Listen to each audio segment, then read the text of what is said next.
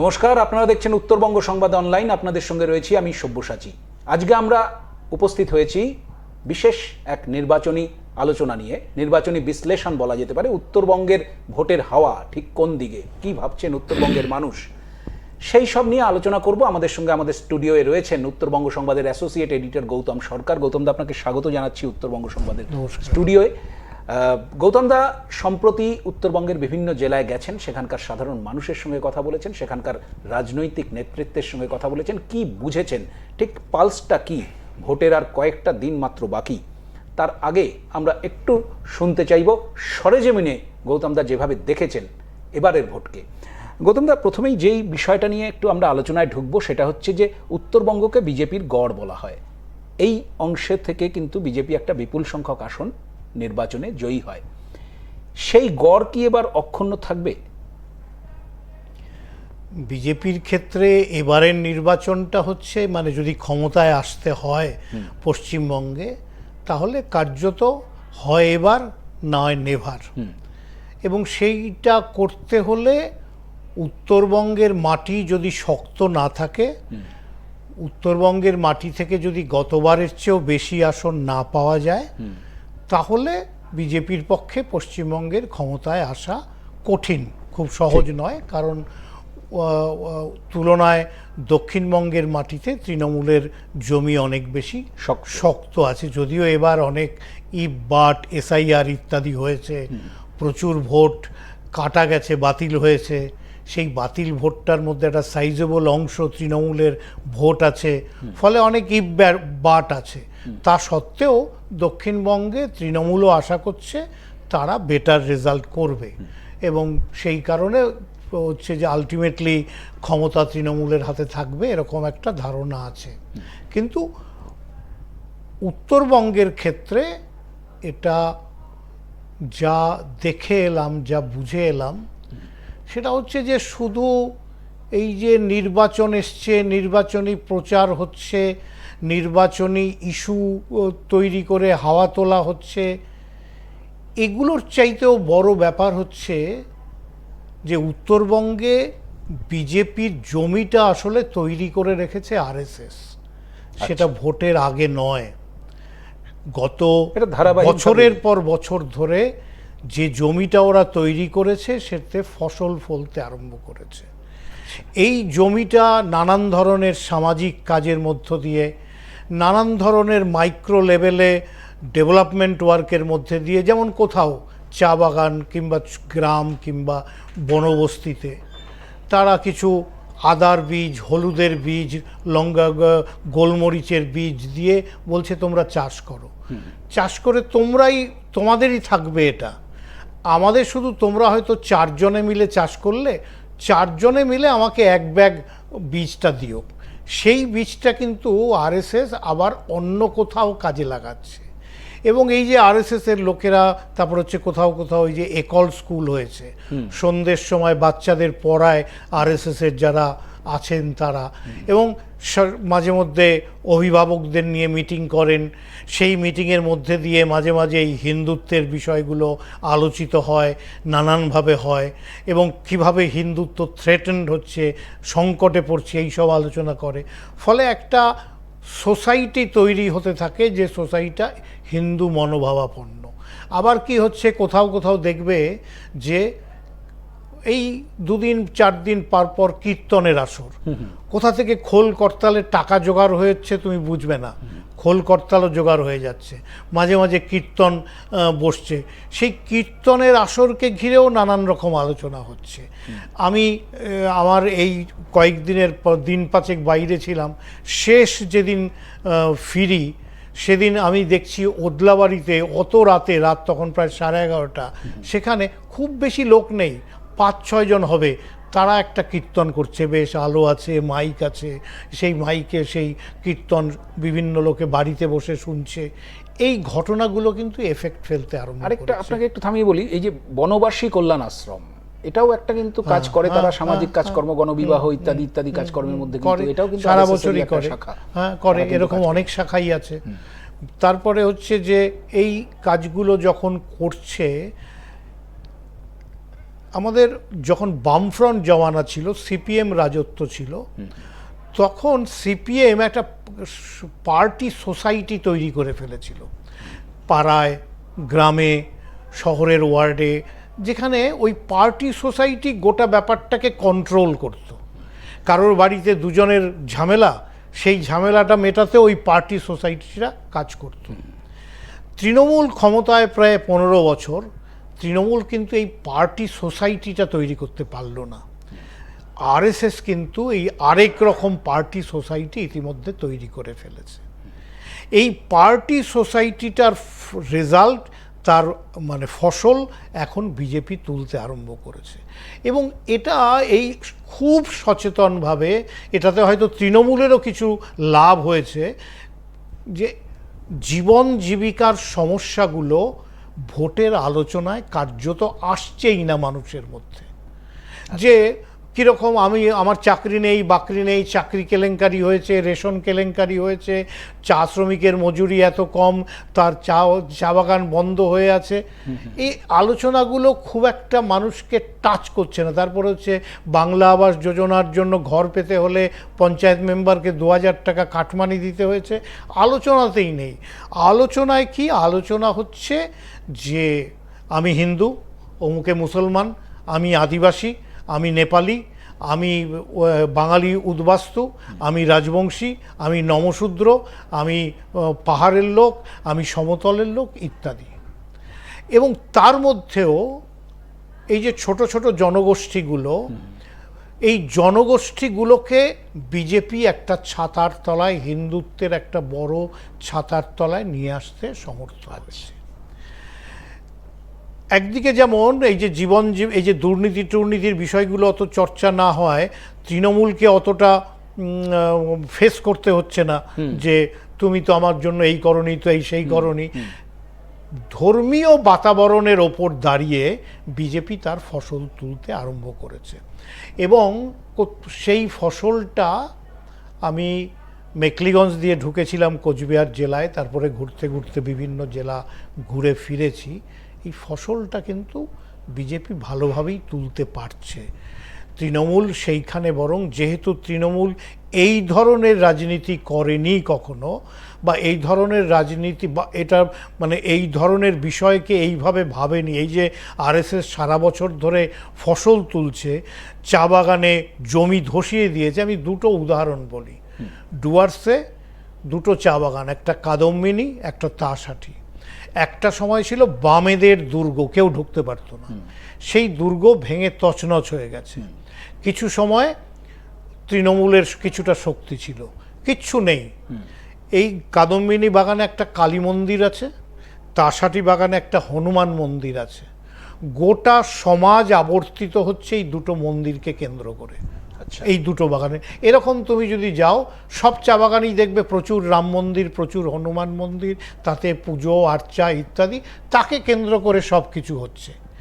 এই জায়গায় যে পার্টি সোসাইটির কথা বলছিলাম, এই পার্টি সোসাইটি এইভাবে বিজেপির হাতে ফসল তুলে দিচ্ছে। ঠিক তৃণমূল এটা যেমন টের পায়নি। কিংবা কি, এই যে চা বাগানে একজন আমাকে শ্রমিকরা বলছে, আমাদের দাবি দেওয়া নিয়ে কি বলবো, নেতারা আসে, মালিকের কাছ থেকে টাকা নেয়, চলে যায়। আমাদের হয়ে মালিকের কাছে যাওয়া, আমাদের দাবিকে মালিকের কাছে জোরদার করে পেশ করা, আন্দোলন করা, এসব কিছুই তো করে না। এইসব তো কিছুই করে না, কোনো তো আন্দোলন নেই। চা শ্রমিকদের কোনো আন্দোলনই নেই। এবং ওই মাঝে মধ্যে বোনাস ঘোষণা হলে মুখ্যমন্ত্রী ওখান থেকে বলে দেন, মজুরি বাড়ালে উনিই ঘোষণা করে দেন, আমাদের কোনো আন্দোলনই নেই। একজন প্রবীণ ট্রেড ইউনিয়ন নেতা, এখন প্রায় নিষ্ক্রিয়, তিনি বলছেন যে তৃণমূলের নেতারা খালি খোঁজে কি করে ধান্দা হবে, কি করে 2 পয়সা আসবে। ট্রেড ইউনিয়নটা তাদের কাছে একটা ব্যবসার জায়গা, পয়সা তোলার জায়গা। সেই জায়গাটায় বিজেপি ঢুকে পড়েছে। সেই জায়গাটায় বিজেপি ঢুকে পড়ে, বিজেপি যে আন্দোলন করছে তা নয়, সে ধর্মের বাতাবরণে একটা সোসাইটি তৈরি করছে, যে সোসাইটির ফসল বিজেপি ইলেকশনে তুলতে যাচ্ছে। এবং এই ক্ষেত্রে আরএসএস এর একটা বিরাট গুরুত্বপূর্ণ ভূমিকা রয়েছে বলে আপনি বলছেন। মানে দেখো, এমনি তো লুকোছাপার কিছু নেই। বিজেপির এবার সেন্ট্রাল লিডারশিপ যেভাবে ঝাঁপিয়ে পড়েছে, তাতে যেভাবে কেন্দ্রীয় সরকার সহযোগিতা করছে, সাহায্য করছে নানাভাবে, আরেকদিকে ইলেকশন কমিশনের নানাবিধ কার্যকলাপ, নানাবিধ পদক্ষেপ যাতে স্পষ্ট সেটা বিজেপিকে সাহায্য করছে, এই যে একটা সেন্ট্রাল কন্ট্রোল বা সেন্ট্রাল নিয়ন্ত্রণ, মানে পরিচালনা গোটা ইলেকশনকে, অন্যদিক থেকে গ্রাউন্ড লেভেলে আরএসএসের অ্যাক্টিভিটি, এই দুটোর কালমিনেশন হচ্ছে গিয়ে, দুটোর রেজাল্ট হচ্ছে গিয়ে বিজেপিকে এগিয়ে দেওয়া গোটা উত্তরবঙ্গ জুড়ে। একদমই যেটা গৌতমদা বললেন একদম খুব পরিষ্কার যে উত্তরবঙ্গের যে পরিচিতিটা ছিল বিজেপির গড় হিসেবে, কার্যত এই পরিচিতিটাকেই আরও সংহত করতে পেরেছে শাসক দল বিগত 5 বছরে। তারা যেভাবে একদিক দিয়ে আরএসএসের সহযোগিতা পেয়েছে, একদিকে কেন্দ্রে সরকারে ক্ষমতায় থাকায় বেশ কিছু এজেন্সি, বেশ কিছু সংস্থার সহযোগিতায় কিন্তু এই যে শক্তিটা, সেই শক্তিটা কিন্তু আরও বেড়েছে কার্যত, এটাই বলা যায়, কারণ মানুষের মধ্যে কিন্তু সেই ভাবনাটাই বিরাজ করছে। আরেকটা ফ্যাক্টরের মধ্যে আসবো, উত্তরবঙ্গে তো আমরা এর আগে দেখেছি যে বেশ কিছু ব্যক্তি এবং রাজনৈতিক দল, ধরুন আমি greater Cooch Behar people's association GCPA এর কথা যদি বলি, আমি যদি বংশীবদন বর্মন তার যে রাজনৈতিক দল আছে তার কথা বলি, তো এরা এবার দেখলাম যে এই আমার জিসিপিএর নেতা বিজেপির সাংসদ নগেন্দ্রনাথ রায়, অনন্ত মহারাজ, তিনি একটা ধোঁয়াশা রেখে চলছেন, কিছুটা দুনৌকায় পা দিয়ে চলার মতন। আবার বংশীবদন বর্মন তিনি তৃণমূল শিবিরে ছিলেন, তিনি তার শিবির বদল করে এই মুহূর্তে বিজেপি শিবিরে রয়েছেন। ফলে এই দুই ব্যক্তি, তাদের প্রভাব এটা উত্তরবঙ্গের আসনগুলোকে কতটা প্রভাবিত করতে পারে, ভোটের ফলকে কতটা প্রভাবিত করতে পারে? দেখুন, এটা তো একটা ধারণা হয়ে গেছে যে বংশীবদন বা নগেন রায় তারা যে পক্ষে থাকবে রাজবংশী ভোট সেই জায়গায় চলে যাবে। হ্যাঁ, সেটা কি মনে করেন আপনি? আমার এবার ঘুরে এসে যেটা মনে হয়েছে যে পরিস্থিতিটা আর সেই জায়গায় নেই। বংশীবদন বললেই দলে দলে রাজবংশী মানুষ গিয়ে বিজেপিকে ভোট দেবেন বা তৃণমূলকে ভোট দেবেন, নগেন বললেই দেবেন, বিষয়টা সেই জায়গায় নেই। হ্যাঁ, হয়তো তাদের সঙ্গে 2000, 3000, 4000, 5000, 10,000 লোক আছে, কিন্তু মাস স্কেলে ধরো আমি বংশীবদন বর্মনের ক্ষমতা আমি দেখেছি 2005-06 যখন গ্রেটার আন্দোলন হচ্ছে কোচবিহারে, তখন বংশীবদন ডাকলে একসঙ্গে 40,000, 50,000 লোক জড়ো হয়ে যাওয়া কোনো সমস্যা ছিল না, নগেনের সেই শক্তি ছিল। আজকে কিন্তু সব মানুষই একদম, সব রাজবংশী মানুষ ওদের কথায় চলছেন তা নয়। তৃণমূল এবং বিজেপি দলগতভাবে উভয়ই এদেরকে, এই দুই নেতাকে অত্যন্ত গুরুত্ব দিচ্ছে এবং উভয়ই এই নেতাদের নিয়ে টানাটানি করছে। কিন্তু আমার যেটা মনে হয়েছে, এরা আসলে কাগুজে বাঘে পরিণত হয়েছে। Rajbanshi community as a whole একটা সময় সিপিএমের পক্ষে ছিল, সেখান থেকে মুখ ফিরিয়েছিল কামতাপুর আন্দোলনে, যখন দমনপীড়ন হয় তখন থেকে আস্তে আস্তে মানসিকভাবে মুখ ফিরিয়েছিল। তৃণমূলেও কিছুদিন ছিল, কিন্তু তৃণমূলের দ্রুত তাদের মোহভঙ্গ হয়েছিল, তারা কিন্তু বিজেপির দিকে ঘুরে যেতে আরম্ভ করে। এবং এই যে বলছিলাম পার্টি সোসাইটি, সেই পার্টি সোসাইটি রাজবংশীদের মধ্যেও সাংঘাতিকভাবে একটা এফেক্ট ফেলেছে। তার ফলশ্রুতি হচ্ছে যে বংশীবদন কি বলল, কি বললো, তার উপর খুব, তাহলে কি এটা বলা যেতে পারে যে খানিকটা হাওয়া বুঝে বংশীবদনের মতো লোকজন আবার বিজেপি শিবিরে যাচ্ছেন, খানিকটা এরা বুঝতে পারছেন? এদের হাওয়া বোঝার বিষয় নয়, এদের হচ্ছে নিজস্ব অস্তিত্ব রক্ষার বিষয়।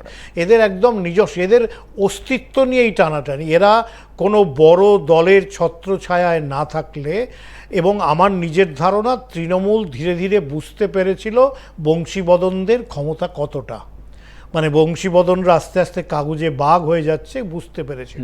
সেজন্যই কিন্তু এই নির্বাচনে তৃণমূল বংশীবদনকে পাত্তাই দেয়নি, গুরুত্ব দেয়নি, বরং একটু নগেনকে পাত্তা দিতে চেয়েছিল।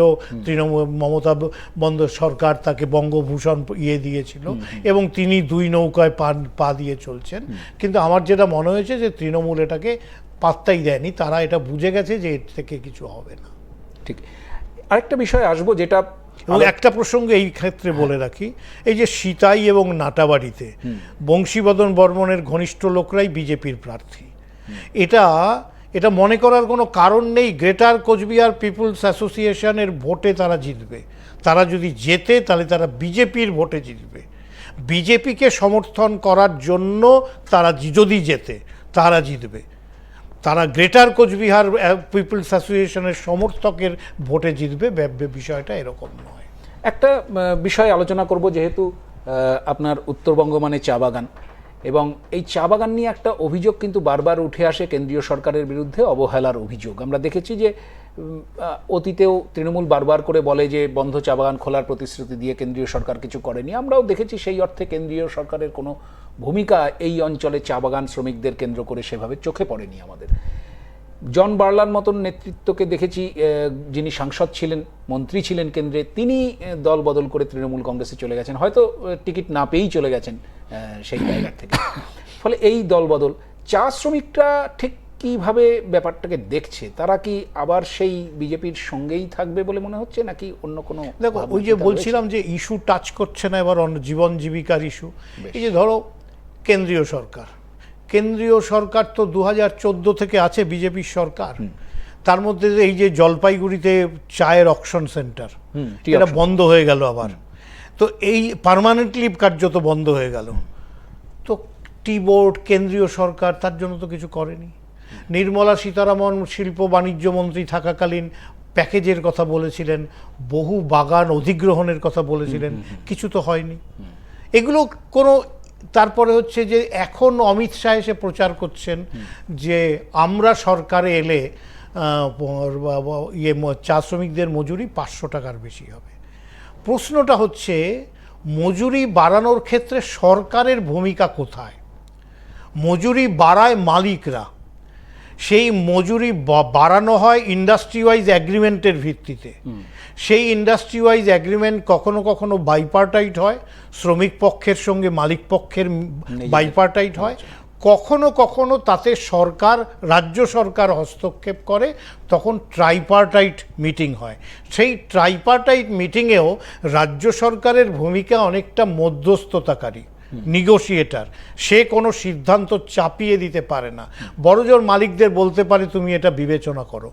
মালিকরাও সবসময় সরকার বললেই সেটা মেনে নিতে বাধ্য এমন কিন্তু নয়। হ্যাঁ, নানান কারণে, নানা বাধ্যবাধকতায়, এই যে কখনো কখনো মমতা বলে দেন ওদের 50 টাকা মজুরি বাড়িয়ে দাও।